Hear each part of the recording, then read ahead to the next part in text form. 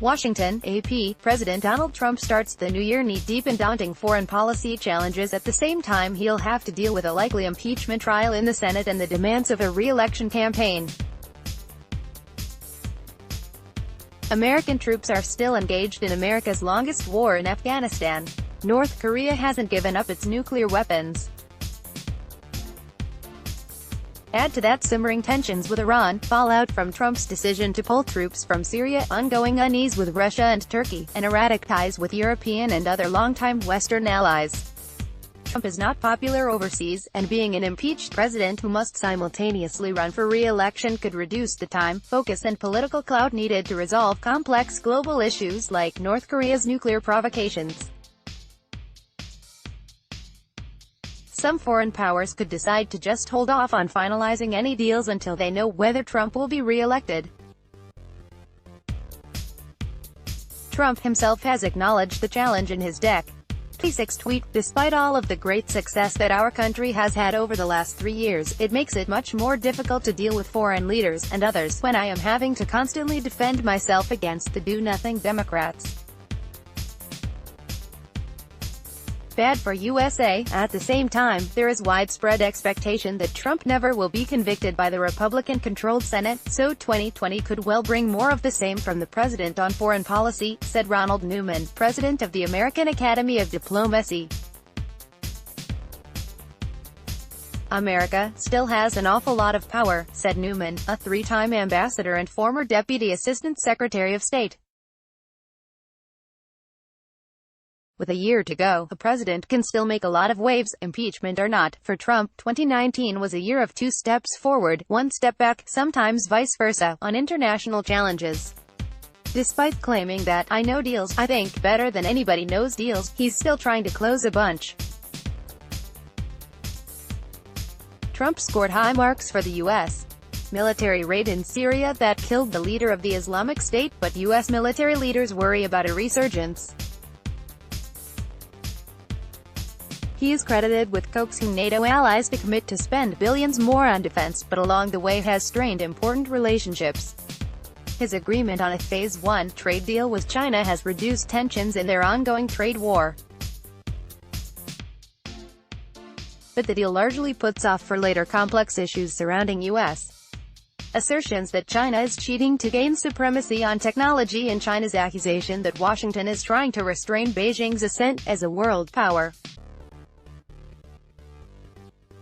A deeper look at the state of play on 3 top foreign policy challenges on Trump's desk as 2020 begins. U.S.-North Korea nuclear talks lose traction. The U.S. is watching North Korea closely for signs of a possible missile launch or nuclear test. Pyongyang had threatened a spring at Christmas surprise if the U.S. failed to meet Kim Jong-un's year-end deadline for concessions to revive stalled nuclear talks. Trump speculated maybe he'd get a beautiful vase instead. Any test flight of an intercontinental ballistic missile or substantial nuclear test would further derail the diplomatic negotiations Trump opened with Kim in 2018. Washington didn't accept Kim's end-of-year ultimatum, but Stephen Biegun, the top U.S. envoy to North Korea, said the window for talks with the U.S.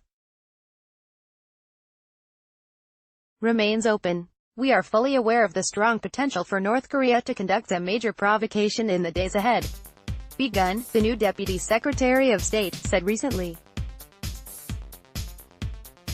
"To say the least, such an action will be most unhelpful in achieving lasting peace on the Korean peninsula." In recent months, North Korea has conducted a slew of short-range missile launches and other weapons tests.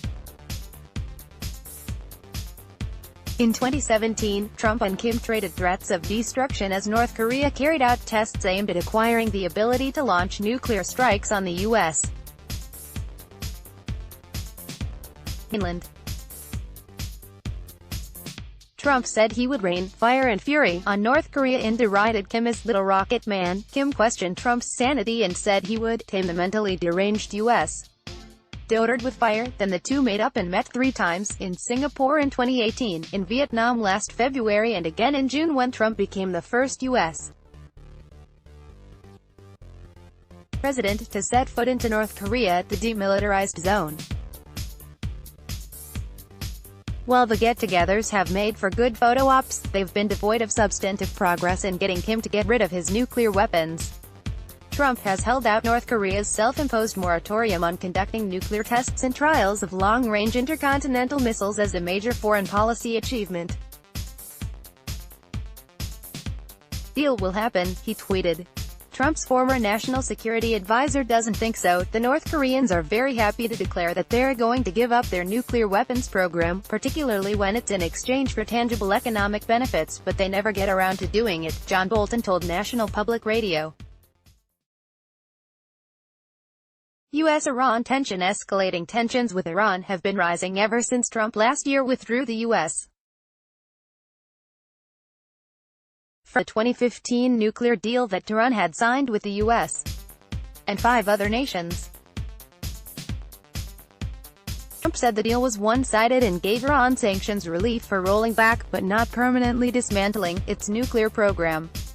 After pulling out of the deal, Trump began a maximum pressure campaign, reinstating sanctions and adding more that have crippled Iran's economy.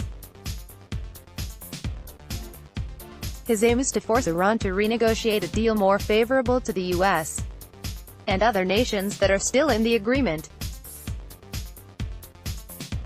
In response, Iran has continued its efforts to destabilize the region, attacking targets in Saudi Arabia, interrupting commercial shipping through the critical Strait of Hormuz, shooting down an unmanned U.S.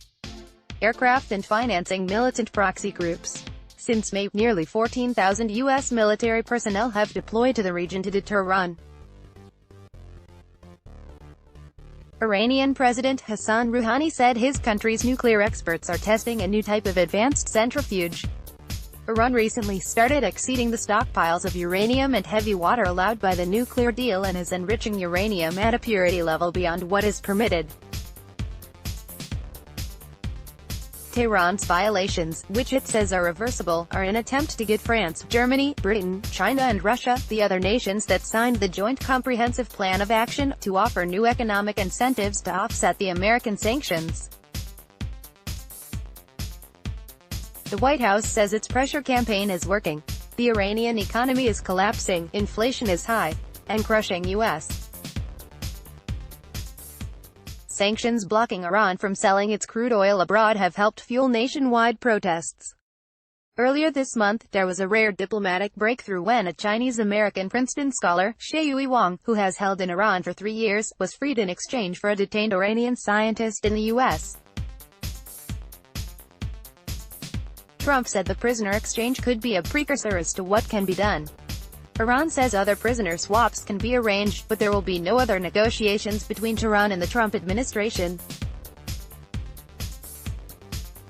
Afghanistan. It's no secret that Trump wants U.S.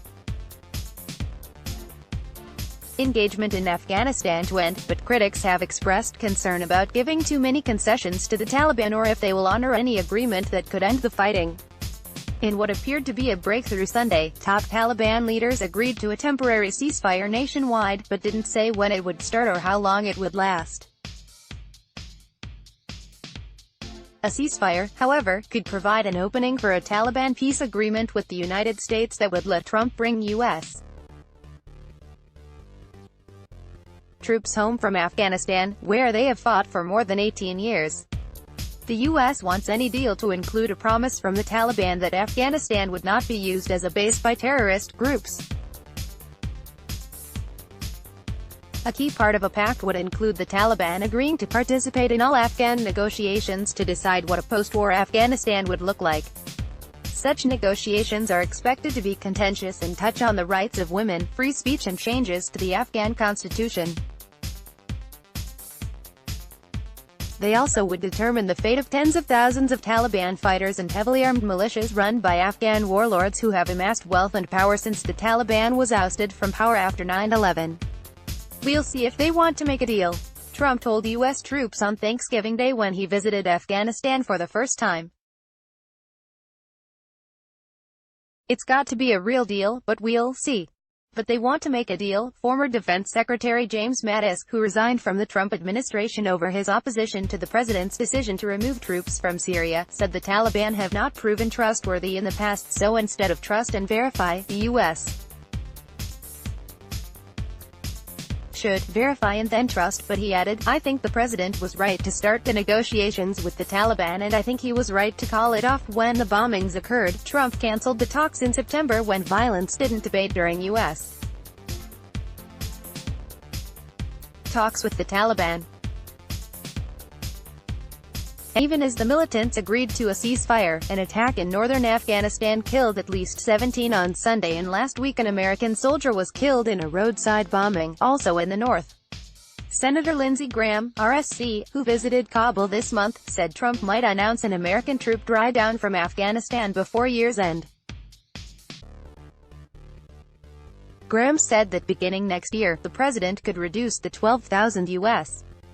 troops to 8,600, which he thinks is enough to make sure that Afghanistan doesn't become a launching pad for another 9/11-style attack on the U.S. The Taliban have said any peace agreement must include getting all American troops out of the country, where more than 2,400 American service members have been killed. Let's block ads. Why?